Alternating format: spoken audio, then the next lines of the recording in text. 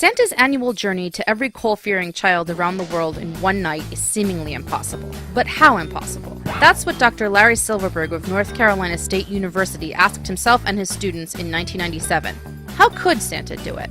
Silverberg, an engineering professor, soon found himself a foremost expert on what he calls Santa math. First, Silverberg set some parameters. Remember, this is 1997 data. Here goes. There are about 200 million kids in industrialized countries at any given time, and each kid is expecting a present from Santa on Christmas. According to Silverberg, in every home there are about 2.67 kids. 200 million divided by 2.67 works out to about 75 million houses, apartments, and condos that Santa must visit in just 24 hours. With an average of 1.63 miles between each house, he's got a lot of traveling to do too, about 122 million miles worth. Silverberg says Santa doesn't need magic or a child's imagination to make this work. We've had Santa all wrong this whole time, he says. He's not just an altruistic octogenarian with a magic workshop and oversized flying sled. No, jolly old Saint Nick just so happens to be an expert in the fields of physics and engineering. After all, the man's had about 500 years to perfect his methods.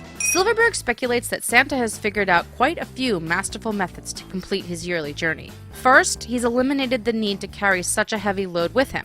Using a special thermodynamic processing device, Santa can generate toys on site using gathered materials like soot and snow. Think a 3D printer, but loaded with souped-up electromagnetic fields to make it all happen. To get all 75 million houses in such a short time, Santa must enter a finely engineered moving relativity cloud that allows him to travel at great speeds while the rest of the world operates as normal. The bubble-like cloud operates based on theories of relativity and, Silverberg says, accounts for all those split-second sightings of Santa reported by countless kids every year. Using the relativity cloud, thermodynamic toy maker, and a jetpack-boosted sleigh, Santa is able to complete all his deliveries in 6 Santa months, which, to us, would equal out to only one single day. And that's just if Santa is operating alone. If multiple Santas operate a fleet of about 750 jet-packed, relativity-ready sleighs, they will only need to travel about 80 miles per hour to get all the work done, and would be finished in 5 regular minutes.